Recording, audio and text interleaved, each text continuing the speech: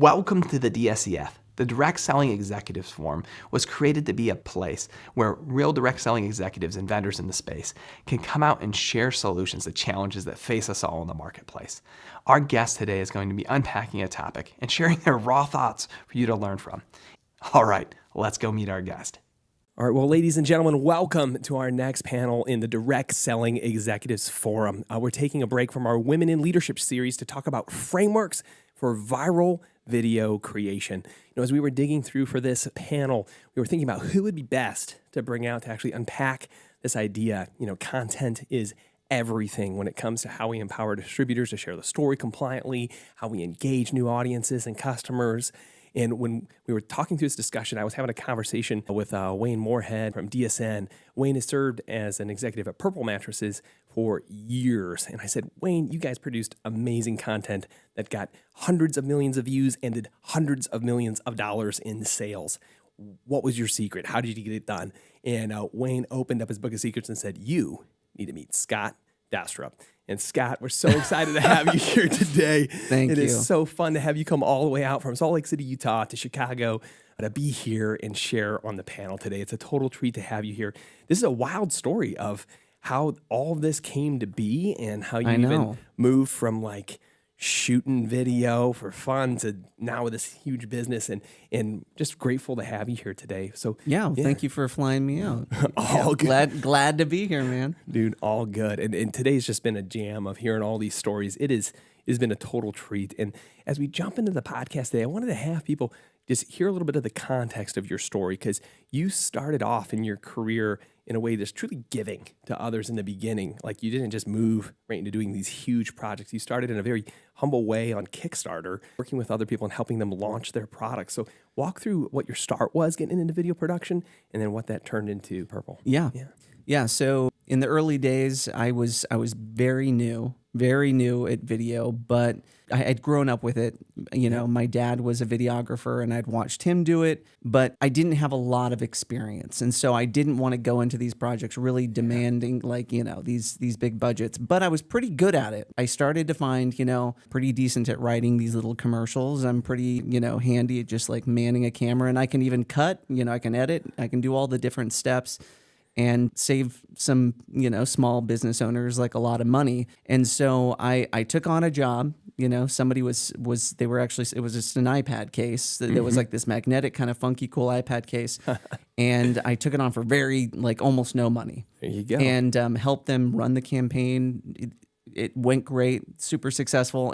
But it was really not a big budget. It was just me kind of doing everything. And so, but I was okay with that. I was happy to help these people who were just trying to start their business. They didn't have a lot of capital. They were investing in, in the business and the video themselves out of their own pockets. And I was happy to provide the service. So of course, when you do something that works for that inexpensive, they start to tell their friends and then they tell their friends. And so at some point I was the Utah cheap Kickstarter video guy, for a while.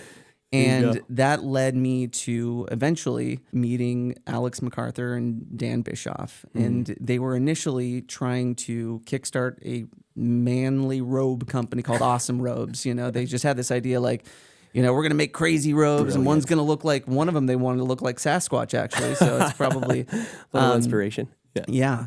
And That's so good. we shot this little video for $400, and it was really funny and simple but dumb. And both of those guys, Dan and Alex, actually ended up going to Purple and got hired as marketing execs or consultants initially. Then they got hired, and they just remembered that goofy kid who filmed a video for them in a pinch, and they were like, let's see what he can do. And they, that's how I got introed to Purple Mattress, which ended up being a massive kind of a life-changing opportunity for me. So I'm super grateful to those guys for remembering me and pulling me in. What I love about your story too is you can't judge opportunities at face value so many times.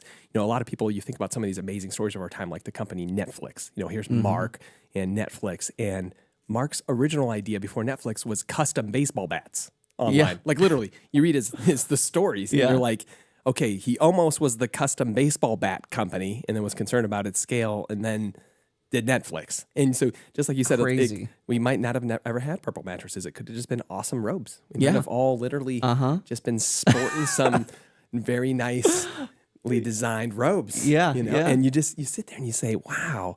And it's always amazing to me that when you show up and you create value and you give anyway, how that harvest is just blessed, right? In our for lives. sure. And I think that's even you sharing that's just an important note as we generously lead in your direct selling business. This is one of those things just for each of the executives that are on, when you hear even Scott's story of how that creates more opportunities, this is something to teach your affiliate force. This is something to teach your referral marketing force that, hey, gang, it's that perspective of generously creating value in other people's lives that's going to bring back all kinds of harvest to yourself. That's just such a powerful part of the story. Now you learned a ton as you got to jump into this world at Purple, building ads and campaigns today I was just checking Google. They cleared over $500 million last year in net. And you're sitting there saying, holy cow, this is 7-8 years later. This amazing brand and business has been built from this. And one of the things that I think is really important to talk about first before we get into frameworks, and DSEF is all about frameworks. Everyone who's listening here is like, give me the recipe. Like that's how this group works. And we love it because we're unpacking real ideas that actual entrepreneurs are using inside of their business. But before we get to any framework talk, what are some of the pitfalls you ran across of just projects where people wanted to do funny, entertaining, viral content and it didn't work well? Like what were some of the pitfalls you would just share with some of the people who are listening today who are saying, oh man, of course we understand we want to sell like you have this line on your LinkedIn that I love. You want to sell stuff, they want to be entertained, I can help. And I love that perspective. But let's talk about where some of these things go wrong, just so we can think about that first. Yeah.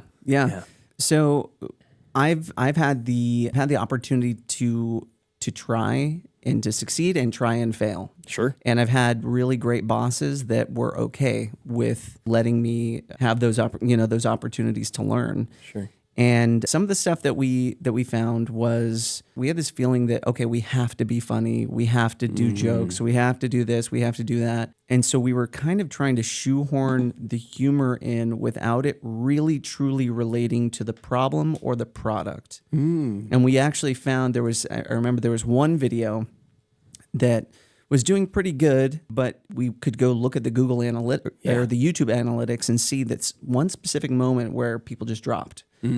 And so we were like, we went and looked at what was that moment, and it was just some like dumb, unrelated joke. It's not that the joke was bad or that, but it's almost like it shut people's mind off in that moment when it came to relating to the ad.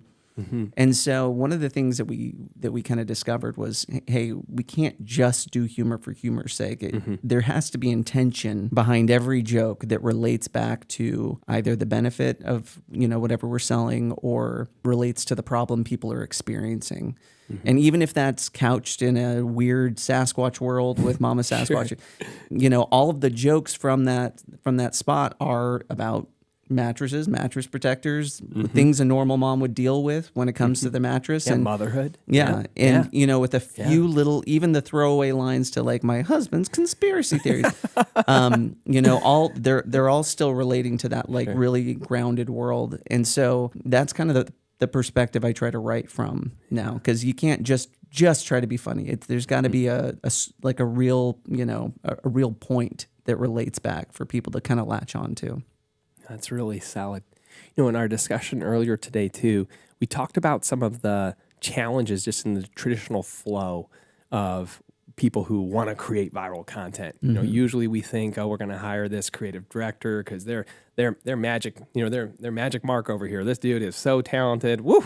Did you see the last thing he did? Like, he's going to knock it out of the park on the script. Like, this script's going to be awesome. What's been your experience of just people who are, believe that only one way, like, okay, we've done it. We put all the creative people in the room and this thing's going to be the win. What have you seen? We were talking a little bit about your experience with Post Purple and Ad with Casper. And I thought that was a really interesting story when they came to the table. Share what the experience was. I thought that was very interesting. Yeah. So, we kind of developed a formula, right, at Purple for how to mitigate a potential like a video that might not perform the way that we want it to. Yeah. Because you sit in a room, you're like, okay, we hope we've got the silver bullet to get somebody to convert here. And sometimes your guesses are just a little bit off or maybe way off. And so what we did is we would build out our scripts in pre-production in a way that was very modular. All right, so here's the framework. This is important. Everyone's always asking for a framework. Yeah. So if you're going to follow a framework, let's unpack it. This is perfect. Yeah. So for I love this example, thought. we would go into, we know that our mattress solves the problem of comfort, cooling, this, that, so we'd have these different ideas. Okay, now how can we talk to that in this world? How do we talk to that problem or that solution or that thing in our kind of funny little conceptual world, whoever the characters were. Sure. And what's really gonna grab people? Like what's gonna like really stick out to somebody is like, hey, that's one, this is interesting, funny, attention grabbing, whatever. But that also speaks to a problem that I have. And again, we don't always know what those are. So we would come out with our best guesses and come out with enough of them that we feel like our bases are covered here. And we would go into, production with all these different intros because your first 5 to 10 seconds is what makes or breaks the conversion of a video, right? And so we would go into it, we'd shoot all the different intros, and we would find clear winners in testing. So we would test them on YouTube or test them on Facebook and see which ones converted. And we would find real clear, like, wow, this line right here, did you know your pillow is full of garbage? Is the clear winner over, do you want to sleep cool or does your neck hurt? Or whatever those other intro lines might be, which was really interesting. So you can hopefully mitigate some of that, potential, loss if you put all this money into a video that just doesn't convert as well as you need it to. And later on, after I left Purple, I did work with Casper. Casper came out and chatted with me and wanted to do an ad. They're like, we've got this ad, we got the script, it's ready to go. We just want you to produce and direct it. And I was like looking at the script and I was like, there's more that can be done here to make it successful. Yeah. And they were like, no, it's good the way it is. Just shoot it, direct, finish it, send it over.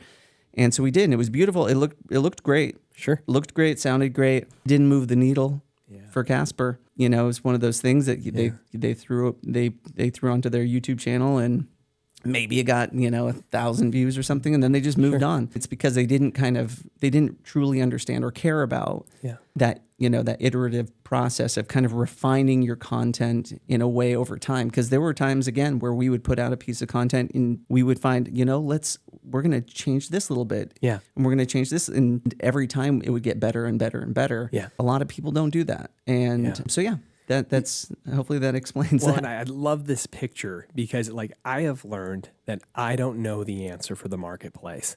I'm building software and social media apps and stuff for different direct selling companies. I'm always amazed at what actually works in social media for so many of our clients. We'll have clients who have beautiful pictures of someone enjoying their product, and then they'll have this awesome, picture of someone's results or before and afters, and none of that worked for that client. And then all of a sudden it was memes from the TV show The Office or Friends from the 90s that's converting higher than beautiful pictures of their product. I had one client that was just killing it in the education space for financial services education. And you'd usually think there'd be monitors on the wall of someone trading, learn how to trade with me. That's going to work. And no, it was memes from Boba Fett in Disney's The Mandalorian and Baby Yoda talking about pips and tips and trades. And I'm sitting there thinking, wait, that's what worked for their folks overseas to share and get people into their group. And so I'm always amazed at what we learn. And the first phone call I ever had, I was like, so Scott, what's your process? What do you do this? And you mentioned that idea of a framework of A, B, C, D, E, F, G testing. And you said that on the phone. It took me a second. I said, oh, wait a minute. Wait, I hear about A/B testing all the time, but A, B, C, D, E. And I was thinking, oh, it's so brilliant. You already have the crew out. You've already spent all this money on a script. You've already built the story to be relevant and emotionally capture people. Why waste that investment on just the wrong first 5 seconds? Yeah. We got to be honest enough that we don't know. We don't know what the market is going to say, oh, that got me.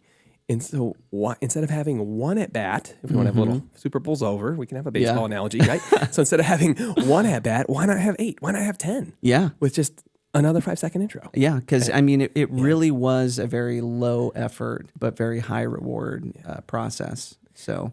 And it also was, it was helpful to have that thought through in the pre-production stage. Oh, yeah. So, But yeah, the day of the shoot, maybe we're adding 10 minutes to our, Yeah. to one shot. So, but yeah, that process was like, you talk to any of the executives at Purple, everybody always wants to, say, oh, it was this one video or this one video, but those were just the videos that you saw. Yeah, you didn't see the ones that You didn't make see it. all the testing Yeah. that was happening behind the scenes until, the very end. So there was really a process there. I love it. We see this in other areas of our life, and sometimes we miss it. Like we miss the lesson. Sometimes these lessons are all around us, and we're still blind to it. And so it takes a moment, like someone like Scott sharing on the podcast, for it to click. I mean, we were just talking earlier. I was thinking of a brand we all love, like Pixar, right?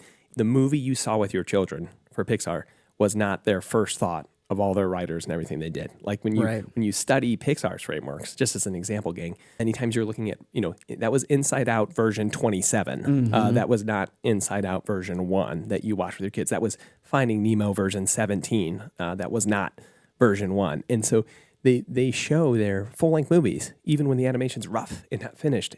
And they watch the audience, and these 100 people watching, they see, does that joke hit? Did it land well? Did people get it? There are entire characters, if you study Pixar at all, missing from final films, where they're like, that best friend is not even needed. Yeah. Like, pull them out. It makes the story they're taking better. away. Yeah. Yeah. They're robbing the energy from this thought. And so when Scott unpacked this, I thought it was so good. Before we move to our one thing that's very unique about your situation, Scott, is that post-Purple, you actually got a role at a direct selling company. Yeah. And here we are as a direct selling executive forum. There's hundreds of direct selling executives who enjoy this. You came to a company called TrueV, and at that time it was True Vision Health, and you were part of changing it to TrueV. Now, you noticed a couple things that you shared with me when we were in the car about like trends of what we see direct selling companies normally do when they could just stay focused, and some of the challenges of the industry that we make. And I would love for you to share that. Like what you saw when you were saying that and it's easy. Like sometimes you get a voice from the outside that sees something we don't see when we're so close to our own businesses. And I loved the perspective you shared with me earlier in the car of like, yeah, when a month doesn't go the way you want it to, what do you do as an executive team, and how do you stay focused? And so what were some of the things you saw that were just distractions to a culture, and how did you shape that up, transferring True Vision to TrueV? Yeah, so I was brought on initially as creative director, and it was called True Vision Health. And I basically sat down and I kind of looked at the catalog of products, and I looked at what they were doing, the way they were marketing it, and the name itself and the logo. And it had a very it was just a long name. It's the same font as your local law firm or something like that. Like I remember that. Yeah, Ariel. And what I wanted to do was I wanted to make it friendly, because I feel like, especially in the direct sales space, people are very nervous, right? The interaction can be spooky for people to go out and share this with their friends. And so when they're going out and they're like, hello, this is True Vision Health, and people were literally like, is it a vision company? Like, what are you? You're gonna sell me some glasses? Yeah. Contacts? I already wear contacts. Yeah, exactly. So we rebranded to TrueV, and we kind of got rid of the super corporate colors and fonts, and we made them soft, and we made them, kind of curvy. And their main product was a weight loss supplement that had a really powerful kind of sharing program. And so I was like, hey, we've got all these other, these other products are really not moving the needle one way or another. This is where like 95% of your income is coming from. Yeah. We should focus on that and not confuse the field with all this extraneous stuff. Yeah, keeping it simple. Keep it simple. And so we did that. We cut things down. We rebranded, and they had like a really amazing year after that. In that industry, like people tend to, because you are listening, I think at the higher up level, you are listening to the fears of the individuals that are down there in the field working. And if they have a down month, they're coming up and they're talking to you, and they're like, we're not, we're not performing. Somebody else might be doing well, but this person's not. And so it becomes a very reactive, or potentially becomes a very reactive culture, where you, as soon as something goes how you perceive to be wrong, or a down month, or whatever it might be, whoever's controlling that rudder just pulls it in the other direction, and then the ship is going this way, and then it might start evening out, and then somebody freaks out over here, and then you pull it to listen to them. And really what I think those companies need is just a lot of steady, If you have something that's working, if you have something that's helpful, if you have something that is simple to understand and share, like keep a steady course and don't be so quick to, okay, we're going to change the comp plan. We're going to throw in a completely new product. Surprise, we sell, cleaner now, and we're a weight loss company. So, that's what I saw coming from a direct to consumer space, and seeing how that worked and seeing how you could pull the levers there. And by that, I mean, like, if we had an ad that was working, we could simply increase the dollar spend behind it, put it on YouTube, and we would see things go up. Direct sales is very different. You don't have those those one levers, that one lever that controls everything. You don't have the buttons like that. You have a lot of different competing cultures and ideas. And so it is a complicated space, but that's why I feel like it needs some consistency, so. Well, I love the warning, because coming from D2C and then looking at referral marketing today, because everyone in direct sales today, it's not just MLM, there's influencer marketing and party plan. Totally. It's this idea of, it's already complicated enough to have so many humans involved. Why don't we keep the day simple? And when we're in times of fear, let's be careful that we don't create a downward spiral by overcomplicating the simple that is working. Because I've seen that. I mean, we've seen ingredient changes or products being added where someone would think, oh, that's a really good thing. That's going to add to sales. That's going to be powerful. It's good for that month, maybe. Yeah. But then how did it overcomplicate it? A good one we've run into for years is options on enrollment. Okay. There is a company we had in 2016, moved to one of the platforms we built, a 4-year-old direct selling company, under 6 figures in revenue. And one of the things they did is they slimmed down their offer to one. Yeah. One subscription, one way to get in. So immediately on their nightly webinars, it moved from like, hey, which of these 4 options should you pick, to the question, are you in or are you out? And I loved it, Scott. Like, I loved the simplicity from it. And this was so beautiful. They went from under 6 figures a month in revenue to over $1 million a month in revenue in 6 months. And then they kept the one product offer on the front end. And on the back end, after you bought the one product offer and you were already in, then they let you customize with options. We went from $1 million a month to $3 million a month the very next month. That company did $20 million a month in their first 2 years with that strategy on our platform. And they broke $60 million a month just a year and a half ago on the side, 6 years into that strategy. And what I love about it is it's like, are you a customer? Perfect. Here's one offer to get started. And then do you want to be our affiliate distributor? Okay, here's the one offer. And it was never I call it the phone call moment. So whether you're doing direct response video that's going to cause your friend to then enroll, or whether you're doing a webinar, it was never like post the webinar, oh, can you walk me through the 4 options? Now you take that over to, there's a $1 billion wellness company out of Phoenix, Arizona, that many people know on this line. And I got the honor to go through a study with them back in 2018. We won't rat them out. But what was so crazy about the study was that they were finding that it took the average person over 30 minutes to complete enrollment. And it was because there was all these options. It was strawberry protein powder or strawberry vegan protein powder versus chocolate versus mocha. And you're sitting there saying like... And then there's like a deal attached to this one, but not this one. You're like, wait, which was the one I was supposed to do? Is it this 20% promo lasts only today? And so that promo culture too, oh man, I could get started there. It gets nuts, right? It does. And so we have to look at, are we creating friction when we're trying to pull a lever? That's my big question. Like you really have to asking, and I loved Scott's perspective on that, because so many times we think we're helping and yet we're creating friction in the process.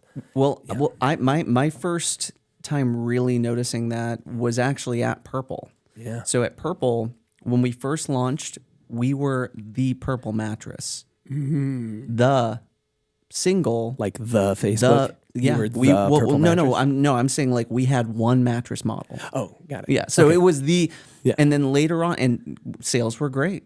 People were like, "This is the best bed that you can buy. This is I bought one. I'm a customer of yours, by the way. Yeah. My wife and I nice. sleep on a Purple mattress. So. Me too. I still do too. We said, hey, when our children are no longer wetting the bed, we said, well, buy them one too. That's literally our carrot. I'm not even joking. You just need the Purple mattress protector. You stop wetting. We told them, when you stop wetting the bed, You get a purple mattress. That's literally how we bribe our children to potty train at the That's Dixon house. funny. So literally no joke. That's a true story. Well, we actually did a Facebook Live. Those mattress protectors we did a Facebook Live where we let people choose what they wanted. There were all this wall of different things that we would concoct and make gross. Okay. And then we had Billy, our science boy, on the bed, and they would just get dumped all over. And it was alive. And we had never tested this to this extent before. That's hilarious. And so it was a mess. It was like, inches of goop and stuff on the ground. Gosh. And I was terrified that we were going to lift that thing up and it was going to have seeped. It didn't. Wow. It worked, Congratulations. and I let out the biggest sigh of relief. But anyway, so they do work in case you're worried about your kids. I will have to get the mattress protector. But back to Yeah, so back they to used to have simplicity. one model mattress. Yep. And so checkout was easy. There was no choice. There was no 3 inches, 4 inches, 5 inches, 6 inches. As soon as they introduced more models of mattresses, sales actually slowed a little bit. Conversion rates slowed quite a bit. They were putting more money into it to make up for it, and they were also trying to put it in brick and mortar stores. But that to me was like was pretty clear. Like people respond to simplicity, and when you again, like you were saying, this package versus this package, and this. Versus that. It's just, so I love that, like, simple. Way too much friction. Yep. Become a customer, and then on the back end, once you're already familiar with us, you can figure out other things. Another great brand in the D2C space that's expanded on that I had a lot of respect for up front was DollarShaveClub.com. Also a customer. That's this wonderful shaven face. But when I bought from DollarShaveClub.com, and what I enjoyed about their model before they were bought by P&G, right? They got a little crazy. Yeah. But pre-P&G acquisition, we'll say, is all you could do was get a handle and a razor blade. One. Yeah. And that was it. And only once you were in, and you'd already paid for that, you already subscribed, was it, do you want to customize this box with other thing for a man to use in his bathroom at home? And so it was brilliant because you already had them on the hook for the razor subscription. You already had the handle getting shipped out of their house. Yeah. It's an easy upsell to say, hey, click, do you want a second handle for your gym bag? Got it. That's fine. Handle, razor, easy. And then all the complication came later on the inside. Yeah. And it removed the friction. The customer's already there. The commission's already paid. It was just so simple. And so I love your thought of, hey, when it comes to creating viral video content, gang, you got to get your messages right, and you have to create enough intros to get it right. That framework is just perfect for everyone listening today. And you got to know those frameworks those extra videos too are not wasted. Those extra intros Scott was talking about earlier. I see people using those all the time as little social media pieces of content that your reps are sharing that then get people back to the main video. Yeah. Now there's a certain group of people who are watching today who are just overwhelmed. Okay, they're the person who's listening to this podcast, and they already have an 18-month roadmap ahead of them from their board, and they're like, I don't have room to add anything to my plate. They're here and they're listening. And so my question for you would be, what would be the one thing you'd want them to take away that they should start applying now? Just if they say, I can only do one, right? From all the tips and everything they've heard today, what would be the one thing you'd invite them to take away from our time together today? I think that the thing that I've learned, specifically my area of expertise, which is content creation, is you might be some brand person or marketing exec, and you might think that right? You might know the answers. The nice thing about content creation is people will tell you, and there are ways of, they'll tell you what's effective by the way they respond to it. And so I think people really try and continue pushing a narrative that's just not sticking. And they're thinking that it's, there's something wrong with the people. They're not listening to me. And really we need to Reverse that. Yeah, like we need to do the things that people are, because if it's good, they're going to respond. It's going to be good. It's going to be like effective at driving home your message. So, and again, relating that back to kind of that modular or kind of like testing out those different concepts for, intros or, for your viral video content. Again, they'll let you know. You'll see the numbers, you'll see the difference in how they respond, how they engage with it, and, go where they want you to go, and you'll find yourself in a good place. Man, we talk about book recommendations on the show quite a bit, and you just took me back 14 years to one of Seth Godin's books, Tribes, in talking about this idea of like, you got to slay the sacred cows. You got to realize you don't know it all. Like there's a certain humility in leadership of a company that's so critical of approaching the problem that we're all working on solving together without the attitude of, I know how to fix it. Oh, I know how to fix it. Because to your point, the marketplace votes with their money. Yeah. Like if you can be right or you can actually win for your people, right? And be a good steward of all the resources that are coming in. So I love that picture. And I also think it relates back to the simplicity thing. Yeah. Like if you've got this, this massive catalog of stuff, it's pretty easy as if you're running a direct sales company to go and say, look at what I really don't ever sell. Look at what is really a distraction from this, and really if there is somebody out there that's feeling like things are too overwhelming, look at where you can simplify, because, you might be, you don't need to create a video for this little product over here and this one over here if nobody's really looking at it, if nobody wants to buy it. It helps you refine your message, and it helps you focus on the things that really are going to push your business forward. Yeah. So. And that's such a great point to leave. It's not just simplifying your product mix. You're hearing us say simplifying your product mix, but it's also simplifying that offer, right? Where people know that I can share this and other people will respond. And hey, these people in my life who may want to become affiliates in this program, hey, if they had this great video, they could share it too and win. And that's what I love about the tools you create, because you give confidence to people who don't have confidence at the end of the day, right? Yeah. What I love about, direct sales here, we're supporting these young entrepreneurs who young in the years, and we're creating a path for them to bless their lives and their families' lives through direct sales, referral marketing. And when we can create tools that gives them confidence so they know they can do this, that's the aha moment for me. Yeah. Like I know that I love that moment in my life. That's like my favorite thing, is when people who didn't know they could do this now know they can do this because of the tools we create. And these keys you shared today, keeping it simple. Right? Usually we're our worst enemies. And I love the reminder you're sharing today, because we are overcomplicating it. Yeah. And I love that as a one thing. That's good. Well, Scott, it was a total treat to have you out here today. Safe travels back to Salt Lake. For those of you that are brand new to the DSEF or just checking out this session for the very first time, whether you're watching on the streams on LinkedIn or on YouTube, the Direct Selling Executives Forum is a free place for direct selling executives to share questions and attend panels and speak on panels of the real stuff that's going on in all of our businesses right now. It's on LinkedIn. You can go to directselling-executivesforum.com and you'll be forwarded to the LinkedIn page, because it's a LinkedIn group. That's where we do everything. And you can apply to join for free there. Thank you so much for being here today. Have an amazing week. We'll talk with you all soon. Bye for now. If you haven't yet joined the DSEF group on LinkedIn, go to directselling-executive-forum.com or go on LinkedIn and search for Direct Selling Executive Forum to apply. The group is free and is an invite-only community of direct selling executives by direct selling executives.